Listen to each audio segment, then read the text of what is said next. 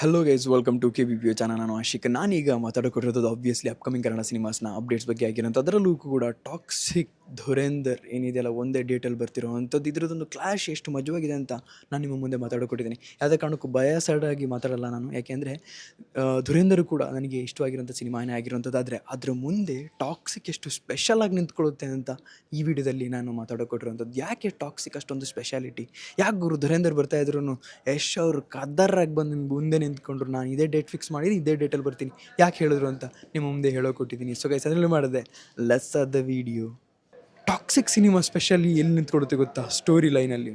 ನಿಮಗೆ ಯಾವುದೇ ಕಾರಣಕ್ಕೂ ಒಂದು ಐಡಿಯಾನೂ ಕೂಡ ಇಲ್ಲ ಈ ಸ್ಟೋರಿ ಲೈನ್ ಹೇಗೆ ನಡೆಯೋಕೊಟ್ಟಿದೆ ಅಂತ ಹೇಳ್ಬಿಟ್ಟು. 3 ಜನರೇಷನ್ನು, ಅದರಲ್ಲಿ ಡಿಫ್ರೆಂಟ್, ಇನ್ನೂ ಹಲವಾರು ಡಿಫ್ರೆಂಟ್ ಶೇಡ್ಸಲ್ಲಿ ಬರೋಕೊಟ್ಟಿರೋವಂಥದ್ದು.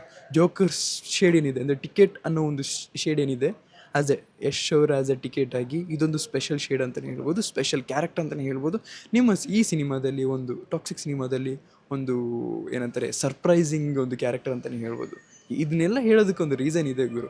ಅಂದರೆ ಸಿನಿಮಾದಲ್ಲಿ ಮೇಯ್ನ್ಲಿ ಈಗ ಸ್ಟೋರಿ ಲೈನ್ ಸಿನಾಪ್ಸಿಸ್ ಬಗ್ಗೆ ಹೇಳೋದಾದರೆ, ತುಂಬ ಜನ ಟ್ರೈಲರ್ ರಿಯಾಕ್ಷನ್ ಮಾಡಿದವರು, ರಿವ್ಯೂ ಮಾಡಿದವ್ರಿಗೆ ಎಲ್ಲರಿಗೂ ಅಂದರೆ ಆ್ಯಸ್ ಎ ಏನು ಗೊತ್ತಿಲ್ಲದೆ ಸಿನಾಪ್ಸಿಸ್ ನೋಡ್ದಿರೋರಿಗೆ 1930s ಅಂತ ಅವ್ರು ಆಬ್ವಿಯಸ್ಲಿ ಆ್ಯಕ್ಯುರೇಟಾಗಿ ಗೆಸ್ ಮಾಡಿದ್ದಾರೆ ಅಂತಲೇ ಹೇಳ್ಬೋದು. ಆದರೆ ಇದು ಸಿನಾಪ್ಸಿಸಲ್ಲಿ ಇರೋ ಪ್ರಕಾರ 1940s ಹಿಡಿದು 1970s ನಡೆಯುವಂಥ ಸ್ಟೋರಿ ಆಗಿರೋವಂಥದ್ದು. ಅಂದರೆ ನಾವೇನು ಈ ಬ್ರಿಟಿಷರು ಹೋರಾಟ, ಆಮೇಲೆ ಸ್ವಾತಂತ್ರ್ಯ ಹೋರಾಟ, ಅದಾದಮೇಲೆ ನಮ್ಮ ಇಂಡಿಯನ್ ಗೌರ್ಮೆಂಟ್ ಹೇಗೆ ಫಾರ್ಮ್ ಆಯಿತು, ಇದೆಲ್ಲ ನಮಗೆ ಗೊತ್ತಿರುವಂಥದ್ದು. ಆದರೆ ಏನು ಗೊತ್ತಿಲ್ಲದೆ ಇರೋವಂಥ ಹಿಸ್ಟ್ರಿ ಏನು ಅಡಗಿದೆ ಈ ಕೋಸ್ಟಲ್ ಏರಿಯಾದಲ್ಲಿ, ಅದೇನು ಪೋರ್ಟ್ ಏರಿಯಾ ಇದೆಯಲ್ಲ, ಅದೇ ಮೇನ್ ಇರೋವಂಥದ್ದು. ಜಾಸ್ತಿ ತೋರಿಸಿಲ್ಲ ಅದು. ನೀವು ಸಿನಿಮಾದ ಟ್ರೈಲರಲ್ಲಿ ನೋಡೋದಾದರೆ, ಆ ಟೀಸರ್, ಇನ್ನೂ ಟ್ರೈಲರ್ ಬಂದಿಲ್ಲ, ಟೀಸರಲ್ಲಿ ನೋಡೋದಾದರೆ ಜಾಸ್ತಿ ಪೋರ್ಟ್ ಏರಿಯಾ ಬಗ್ಗೆ ಅಷ್ಟೊಂದು ತೋರಿಸೇ ಇಲ್ಲ. ಅಲ್ಲಲ್ಲಿ ಸ್ವಲ್ಪ ಸಮುದ್ರ ತೋರಿಸ್ತಾರೆ, ಆಮೇಲೆ ಒಂದು ಪೋರ್ಟ್ ಏರಿಯಾ ತೋರಿಸ್ತಾರೆ ಅಷ್ಟೇ. ಆದರೆ ನಿಜ ಹೇಳಬೇಕು ಅಂದರೆ ಇಲ್ಲಿ ಮಾಫಿಯಾ ಸ್ಮಗ್ಲಿಂಗ್ ನಡೀತಿರೋವಂಥದ್ದೇ ಇಲ್ಲಿ. ಸೊ ಅದು ಮೇಯ್ನ್ ಇಂಪಾರ್ಟೆಂಟ್ ಆಗಿರೋವಂಥದ್ದು. ತುಂಬಾ ಈ ಒಂದು ಜಾಗನ ನಾನೇನು ಸ್ಕ್ರೀನಲ್ಲಿ ತೋರಿಸ್ತೀನಲ್ಲ, ಈ ಒಂದು ಜಾಗನ ತುಂಬಾ ಇಂಪಾರ್ಟೆಂಟ್ಸ್ ಆಗಿ ಇಲ್ಲಿ ನೀವು ಫೋಕಸ್ ಮಾಡಿ ಅಂತಲೇ ಹೇಳ್ಬೋದು. ಯಾಕೆಂದರೆ ಈ ಒಂದು ಜಾಗ ಅಷ್ಟೊಂದು ಇಂಪಾರ್ಟೆನ್ಸ್ ಆಗಿರೋವಂಥದ್ದು. ಇಲ್ಲಿ ಕಾಂಕ್ವೇರ್ ಮಾಡಿದವರು ಇಡೀ ವರ್ಲ್ಡ್ನ ಕಾಂಕ್ವೇರ್ ಮಾಡೋದಾಗಿ, ಯಾಕೆಂದರೆ ಅದೇ ಒಂದು ಪೋರ್ಟ್ ಏರಿಯಾ ಆಗಿತ್ತು, ಅದೇ ಒಂದು ಕೋಸ್ಟಲ್ ಏರಿಯಾ ಆಗಿತ್ತು, ಏನೇ ಸ್ಮಗ್ಲಿಂಗ್ ನಡೆಯೋದಿದ್ರು. ಸೊ ಈ ಟೆರರಿಸ್ಟ್ ಅಟ್ಯಾಕ್ಸ್ ಸಿನಿಮಾ ಎಲ್ಲ ಆಬ್ವಿಯಸ್ಲಿ ಎಲ್ಲರೂ ನೋಡಿ ಬೋರ್ ಆಗಿರುತ್ತೆ. ಆದರೆ ಸ್ವಲ್ಪ ರಿಯಲ್ ಇನ್ಸಿಡೆಂಟ್ ತೋರಿಸ್ಬೇಕಾದ್ರೆ ಅದು ಹೈಪ್ ಬರುತ್ತೆ. ಆ ಒಂದು ವಿಷಯಕ್ಕೋಸ್ಕರ ಮಾತ್ರ ಧುರೇಂದರ್ ಎಕ್ಸ್ಟ್ರಾಡಿನರಿ ನಿಂತ್ಕೊಳ್ಳುತ್ತೆ. ಆಬ್ವಿಯಸ್ಲಿ ಎಕ್ಸ್ಪೆಕ್ಟೆಡ್ ಸಿನಿಮಾ ಆಗಿರೋದ್ರಿಂದ, ಅಂದರೆ ಆಲ್ರೆಡಿ ಪಾರ್ಟ್ 1 ಬಂದಾಗ ಪಾರ್ಟ್ 2 ಹೈಪ್ ಜಾಸ್ತಿ ಇರುತ್ತೆ. ನಿಮಗೆ ಫಸ್ಟ್ ಡೇ ಫೀಲಿಂಗ್ ಜಾಸ್ತಿ ನೋಡೋದಕ್ಕೆ ಸಿಗೋವಂಥದ್ದು ಧುರೇಂದರ್ದೇ ಆಗಿರುವಂಥದ್ದು. ಆದರೆ ಯಶ್ ಅವರು ನಿಮಗೆ ಗೊತ್ತಿರೋ ಹಾಗೆ ತುಂಬ ವರ್ಷದಿಂದ ಅವರ ಕ್ಯಾರೆಕ್ಟರ್, ಡಿಫ್ರೆಂಟ್ ಕ್ಯಾರೆಕ್ಟ್ರಲ್ಲಿ, KGF ಅಲ್ಲದೆ ಡಿಫ್ರೆಂಟ್ ಕ್ಯಾರೆಕ್ಟರ್ ನೋಡಬೇಕು ಅಂತ ತುಂಬಾ ಕಾಯ್ತಿರೋವಂಥ ಫ್ಯಾನ್ಸ್ ಇಲ್ಲಿ ಕಾಯ್ತಾ ಇದೆ ಅಂತಲೇ ಹೇಳ್ಬೋದು. ಆದರೆ ಇನ್ನೊಂದು ವಿಷಯ ನಾನು ಇಲ್ಲಿ ಮೆನ್ಷನ್ ಮಾಡ್ತೀನಿ.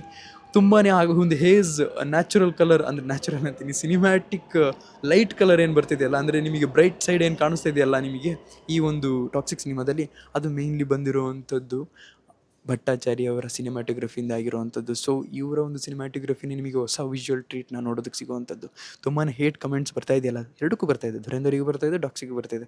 ಮೊದಲು ನೀವೇನು ರಾಯ ನೋಡ್ತೀರಾ, ಅವ್ರು ಯಂಗ್ಸ್ಟರ್ ರಾಯ ಗುರು. 1930s 1940s ಈ ಲೆಕ್ಕ ಹಿಡ್ಕೊಳ್ಳಿ ಆಯಿತಾ, ಜಾಸ್ತಿ ಹಿಡ್ಕೊಳ್ಕೋಬಿಡಿ. ಆಬ್ವಿಯಸ್ಲಿ 1940s ಸ್ಟಾರ್ಟ್ ಆಗೋದಾದ್ರೂ 1930s ಲೆಕ್ಕ ಹಿಡ್ಕೊಳ್ಳಿ.